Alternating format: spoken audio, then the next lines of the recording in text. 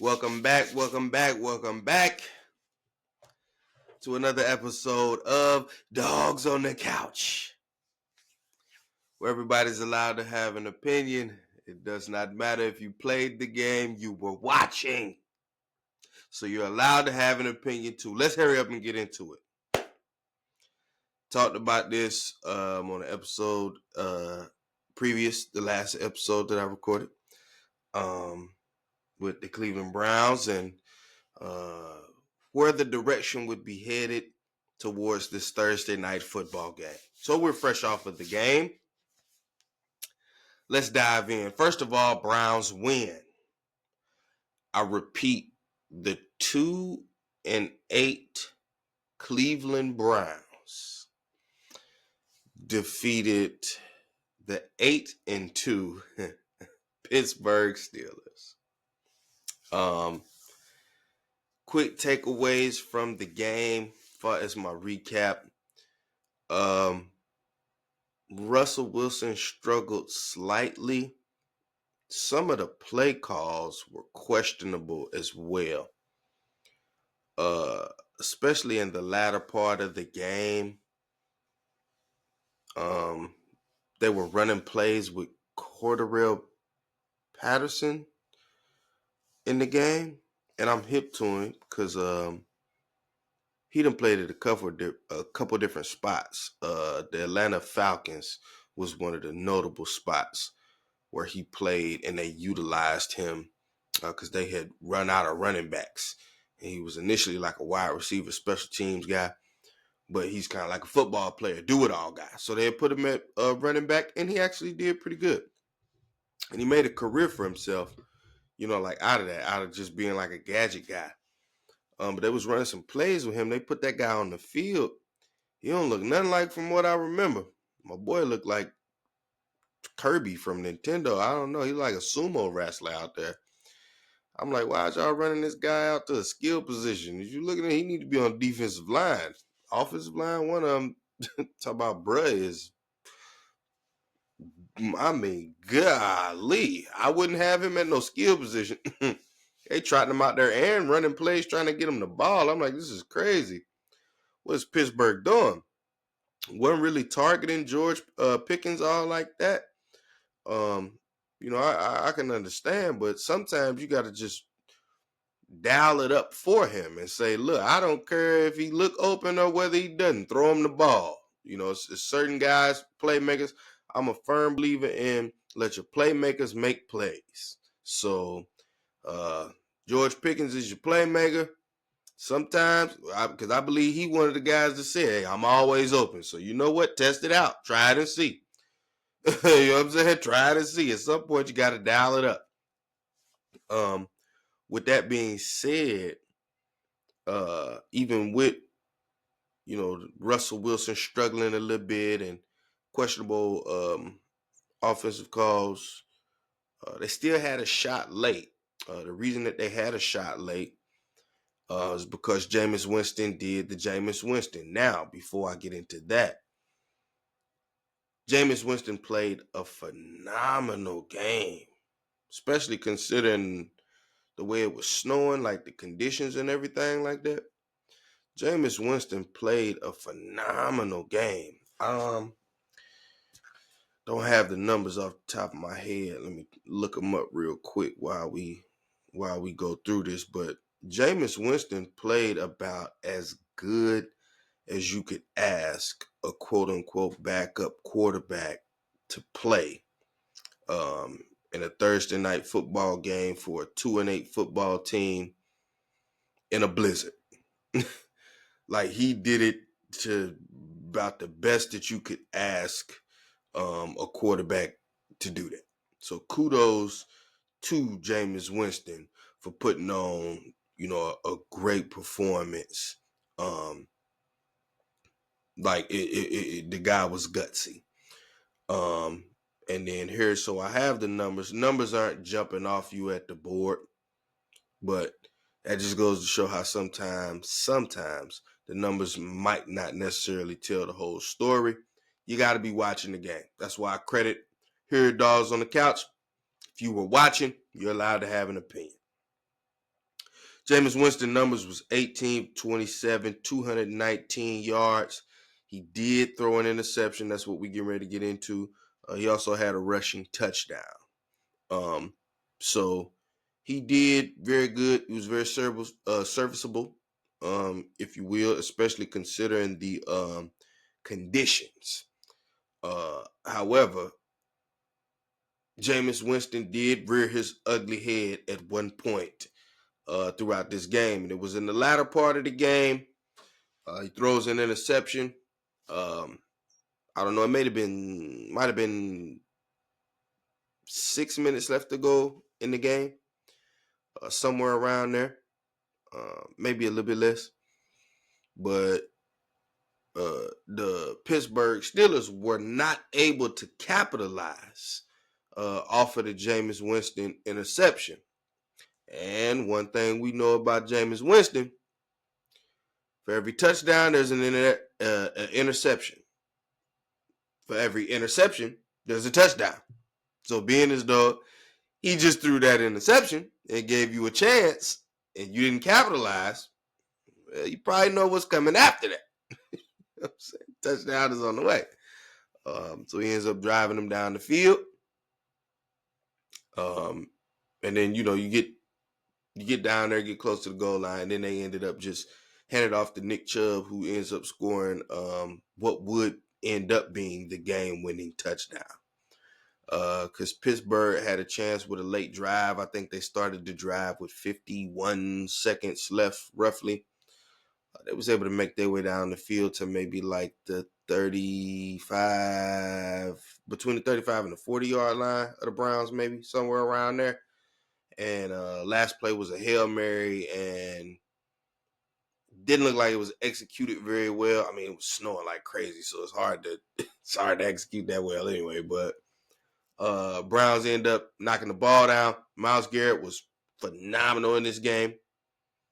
Phenomenal. I think he heard a lot of talks about him.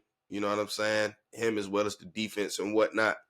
So he came out and made a statement this game, to say the least. So he's another one that deserves credit. Jerry Jeudy making great catches, great grabs in the snow. I mean, going up, getting the ball at its highest point, being almost like a security blanket. Njoku had one or two good, picks out of their air where he's making great catches. Just as good, if not better, catches than they were throws. So pretty good job by those guys. Cedric Tillman struggled a little bit today. He had a key fumble at one point in the game. Ended up not necessarily hurting him in the end, but you got to take care of the football in those situations. Grant Delpit also had a key mistake in this game. He snatches, I believe it was George Pickens' mouthpiece. Like he snatches it and throws it to the ground or something like that. You can't make those kinds of plays, man. Ended up being an unsportsmanlike penalty. And, the very next play, if it wasn't the very next play, it was 2 plays later, Pittsburgh ends up scoring a touchdown. In fact, like the whole momentum, the whole tide of the game shifted. It changed, after Grant Delpit snatches this guy's mouthpiece off and throws it on the ground or whatever he did with it. Seemed like that kind of gave them, it kind of woke them up a little bit, kind of gave them a little bit of juice that they seemingly did not have up until that point in the game. So Grant Delpit, because I'm a fan of you, but that play right there, we gotta cut that. We gotta cut that play. Not only that, you a 2-8 football team. So like, to think that you cocky enough to be able to snatch somebody's mouthpiece, throwing it to the ground, at 2-8, you shouldn't be doing stuff like that. Whether you win in the game or whether you're not, you 2-8. You shouldn't be doing stuff like that, especially when it could like potentially cost your team the game that you're winning, that you shouldn't be winning, and you make a play like this that could potentially prevent you from winning. let's eliminate that. That's not a winning play. Like, that's what I say about that. That's not a winning play. We got to cut that out of the playbook. We can't do that. But to get into my major point of all of this, because I had to wanted to do a little small recap of the game first. But to get into my reason for this episode, just because I would like for this to be documented, okay? I'm willing to bet that the narrative, especially in Cleveland, especially on Cleveland like media and stuff like that, and you'll hear it maybe once or twice throughout the national media, but it's gonna come from a Cleveland source. It's gonna come from Cleveland avenues. Jameis Winston is Cleveland's savior. That's what they're gonna say after this game right here, because he had a little run play where he ran the ball and then he fighting for the extra yards, and he jumped in the air, and it looked like the Any Given Sunday play where the dude jumped in the air and then both the people hit him and he spin in the air like a helicopter and you scored a touchdown and everybody get fired up and rah, rah, rah, rah, rah. He had an identical play just like that. Identical. And I give it, let me be clear though. I give it to Jameis Winston because he was gunslinging, which is what he do. So I'm essentially giving him credit for what he do, but you got to do it still. You know what I'm saying? You got to do it, and he did. For gunslinging and being gutsy out there, he was showing heart. Him and Russell Wilson both, truthfully, because they was taking some massive hits when they was delivering these throws, man. Like, Jameis Winston was staring down that barrel and he was letting it go. Pause. He was staring down that barrel and rocking back, firing that thing. And after taking the hit, he get up and come on with it and fire the squad up. So I give him that. You cannot take that away from him. But that was one game. It's against your rival. I understand. But the weather conditions were absolutely crazy. Russell Wilson was struggling a little bit, and I don't know what they was calling sometimes on offense for the Steelers. I don't know what they was doing. First of all, Cordarrelle Patterson should not have been in the game at all. I don't think he made weight to be on the football team. I don't even think it's a thing, but I'm just saying. Did you make weight to play in this game? Did you make weight? Did they put you on the scale for the game? Skill position players should weigh less than, bam, put him on the scale? No, Brad, don't read this game. You got to sit out. That or we putting you on the D-line. Either one. Like, you can pick. You go to the defensive line. You can play defensive tackle. We can use one for a couple plays. Give Hayward a rest. That's what you do. So he shouldn't have been out there. But yeah, man, I really don't think that we should be crowning, Jameis Winston the savior of the Cleveland Browns. And they're going to be like, going into next season, this is Jameis. We should build around Jameis.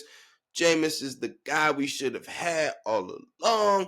The same stuff that they were saying when he beat the Baltimore Ravens. The exact same narrative that was painted when he beat the Baltimore Ravens. But I think this time it's going to be even more massive, the way that they paint him to be the savior, because it was the Pittsburgh Steelers. Because if there's any team that the Browns want to beat more than the Baltimore Ravens, it's the Pittsburgh Steelers. Especially when they the garbage bottom of the barrel team in the league, and Pittsburgh is potentially looking at being a Super Bowl contender. The city that loves mediocrity is nothing more that they would clamor for than that, for their team to be absolute garbage going up against the Steelers of all people, And the Steelers is looking like a Super Bowl contender. Yes, we want to beat them in a meaningless Thursday night football game. And this is our Super Bowl. Like, that's the attitude that they have. I mean, I'm just listening to the radio on the home, listen to the radio on my way home from the, from watching the game. That's all I'm hearing on the radio. Just crazy narratives. I even heard a guy say that Jim Donovan, R.I.P. Jim Donovan, he got us this game. I'm like, bro, y'all are coming up with some crazy stuff that you saying, man, off of this win. I'm like, check me out. I've had a few happy drinks as well, but none of them are making me think anything like that. Oh, one guy actually said Grant Delpit had a great game. He did it again. And I'm like, bro, do you realize Grant Delpit almost lost us the game? Like, if I was the coach, after Grant Delpit made that boneheaded play and got that penalty, I would have put him on the bench. He wouldn't have played anymore for the duration of that game. For the rest of tonight's game, he wouldn't have played another down for me. Because you can't make that play in that situation. You can't do that. You could have lost us the game, buddy. Don't matter how good you was playing up until that point. That could have potentially lost us the game. If Jameis Winston don't come in and do what he do, that could have lost us the game, buddy. So I can't be giving you all the praise in the world. Good job, but hey, man, you got to improve next week. Can't make no plays like that, buddy. That's all mental. That don't have nothing to do with physical ability. That's all mental. That's all being right up here. And you got to be right up here to not make no boneheaded plays like that. So I cannot wait to hear all of the rhetorics that involve Jameis Winston being the savior, being the future of the Browns. He should be the starter next year going forward. We don't even need to draft a quarterback. And if we do draft a quarterback, they should be sitting behind Jameis Winston, because Jameis Winston has his touch on this offense. Him and Kevin Stefanski, even though it's Ken Dorsey calling the plays, him and Kevin Stefanski, they should be. This is the quarterback Stefanski needed all along. Same stuff they were saying after we beat the Baltimore Ravens. So I'll take the projection one step further as we head out. I wonder what they're going to say in 10 days. Next Sunday, if Jameis Winston go out there and throw 2 picks and we lose. Then what will you say? Will you jump back off the bandwagon of Stefanski and, well, we know what Jameis is. He's going to throw the interceptions, and is you going to go back to that? Or will it continue to be that, oh no, Jameis can do no wrong in our eyes. Bring on the interceptions. We'll take them. That's the problem with the Cleveland Brown quote-unquote fan base. Got to learn how to be winners, man. For some reason, they ride the roller coaster in an extreme fashion. It's either all the way left or all the way right. But what they do is they flip-flop. Pick a side and stay there. If you're all the way left, stay on the left. If you're all the way right, stay on the right. But the whole, this week I'm on the right, next week I'm on the left. This week I'm on the right, next week I'm on the left. 2 weeks on the right, 2 weeks on the left. At that point, I don't think you're paying attention to the games. I don't think you're analyzing the games correctly, as far as football 101 goes. And I think you're just being an emotional fan at that point, which there's nothing wrong with it when it comes to rah-rah. But don't confuse that with football. You don't know football. It's like, no, man, just admit that you're an emotional fan. There's nothing wrong with it, okay? So, you ride high tonight. Great job, Jameis Winston. I'm with you, bruh. Hey, man, this the year of the quote unquote. This the year of the comeback quarterback. Okay, you, Russell Wilson. Well, Jared Goff had actually did it before, but him. What's my other guy? Man, there's one more that I missed. Sam Darnold. That's who I'm thinking of. Sam Darnold. Geno Smith. The year of the comeback quarterback. Way to get your name, put your name in the hat, Jameis Winston. Be like, hey, man, don't forget about me. I know I be throwing them picks. I know I was throwing them picks. But don't forget about me. I know I play for the Browns and they terrible, but don't forget about me. Way to go, Jameis. They going to crown you the savior, man. Cleveland might build a statue for you after the night. That's how much they celebrate nothing. That's how much they celebrate mediocrity. They might be downtown in the blizzard sculpting a Jameis Winston statue in front of the stadium right now. Mark my words. That's the hype he finna get. Especially from Cleveland. That's the hype he finna get. Dogs on the couch signing off, man.